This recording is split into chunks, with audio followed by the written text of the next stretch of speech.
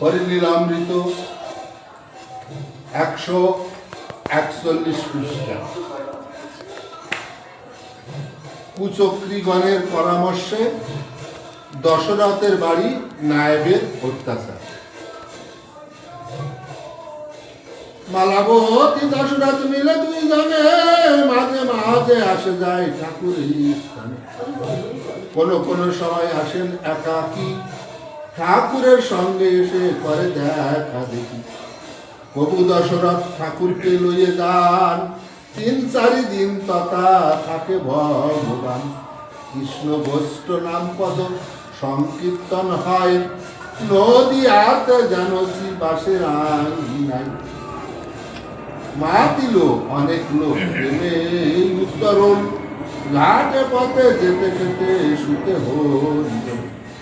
এখন এই মালাবতীর সাথে দশরথের বিবাহ দিয়েছে কিন্তু ঠাকুর, এই দশরথ বলি। এখন এই মালাবতী দশরথ দুইজনে মিলে ঠাকুরের সঙ্গে মাঝে মাঝে ওরা খালি দেখা করতে যান এবং মাঝে মধ্যে ঠাকুরকে নিয়ে আসেন। এবং ঠাকুর এই মালাবতীর বাড়িতে 2-3 দিন থাকেন। সেখানে কৃষ্ণ নাম হরিনাম, সেই নদিয়ায় যেমন হতো জীবাসের আঙিনায়, ওই রকম একটা অনুষ্ঠানের মতো মহাসংগীত।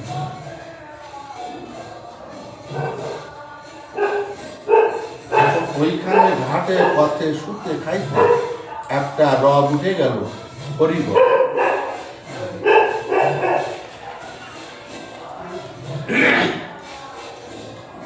গ্রামের পাষণ্ড দ্বারা বাধ্য নয়, তাই কাছারিতে নাইবের কাছে গিয়া। গ্রামের পাষণ্ড যারা উচ্চ বর্ণের লোক, যারা এই মতুয়াদের ঘৃণা করছে, ব্রাহ্মণ সমাজ দিয়ে তারা একত্রিত হয়ে দিয়ে এই দশরথের নামে নায়েবের কাছে নালিশ জানাচ্ছে। কি নালিশ জানাচ্ছে? কি মত এই গ্রামে আনিয়াছে দশরথ, গ্রাম্য লোক নষ্ট হবে থাকিলে এই মত। এই যে আমাদের যখন নাম সংকীর্তন হয়, আমরা যখন হরি নামে মাতোয়ারা হয়ে যাই, আমাদের ভিতর কে পুরুষ, কে নারী, কে কার বোন, কে কার ভগ্নী, কে কার স্ত্রী, এই জ্ঞান আমাদের ভিতর তখন থাকে না। আমরা প্রেমে আপ্লুত হয়ে একে অপরের সঙ্গে বলাবলি কোলাকুলি করি। তখন কে কার মেয়ে, কে কার বউ, কে কার শালী, এইগুলো কিন্তু আমাদের মনে থাকে। এখন এইগুলো এই যে বলছে যে গ্রাম্য লোক নষ্ট হবে থাকলে এই মত, এই সমস্তভাবে ওখানে কীর্তন হয়, তাহলে এই মত থাকলে গ্রাম পুরো নষ্ট হয়ে যাবে। ঠিক আছে? মেয়ে পুরুষে বসি এক পাতে খায়, মেয়েদের এটে খায় কত দূর লাগায়।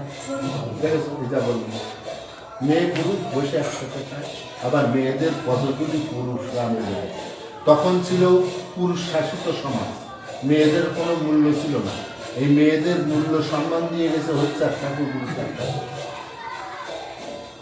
কানালি পুরুষতান্ত্রিক যুগ ছিল। হ্যাঁ,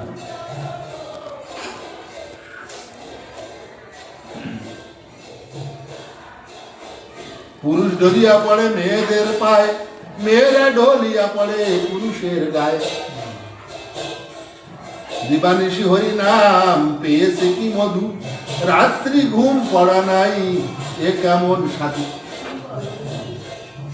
এখন আমাদের এই যে মত, এই যে পথ, এই নাম তো সারা রাত এই নাম তো বন্ধ হয়।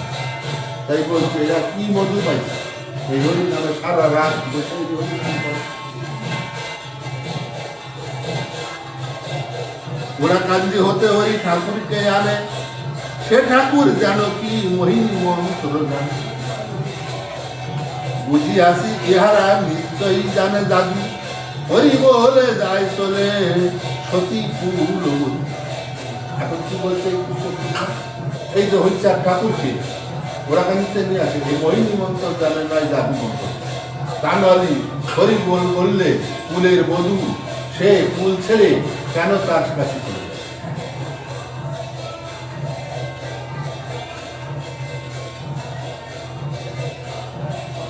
এই গ্রামে লেগেছে বাবু বড় হুলস্থুল, গ্রাম্য নম শূদ্রের গেল জাতি কুল।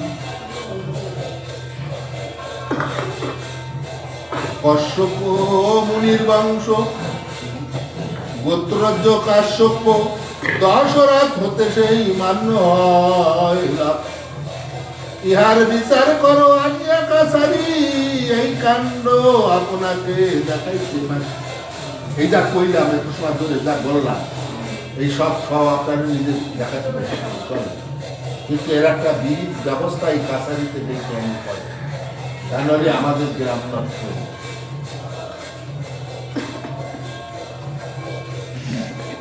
ঠাকুর আছেন দশরথের ভবনে, সকল প্রত্যয় হবে দেখিলে নয়। ওই ঠাকুর ওই দশরথের গৃহে আছে, আপনি চলেন নিজের চোখে দেখলে আপনার সব বিশ্বাস। রাত্রিকালে হুড়াহুড়ি শোনা যায় শব্দ, ৬-৭ দিন মোরা হয়ে আসি স্তব্ধ। নায়েব বলিছে এবে যাও গো সকলে, আমাকে লইয়া যাইও কীর্তনের কালে। তখন নায়েব কি বলছে, তোমরা এখন সবাই চলে যাও, যখন এরা এই কীর্তন করে সেই সময় আমাকে। সূর্যদেব ডুবে গেল, সন্ধ্যাকাল এলো, নাম গান কীর্তনেতে সকলে মাতিল। পুরুষ জাতের বসে বিশাল আয়ু পরে, মহাপ্রভু রয়ে বসেছেন গৃহের ভিতরে। দরজার নিকটে খোল করতাল বাজে, ঠাকুর আসেন বসি কীর্তনের মাঝে।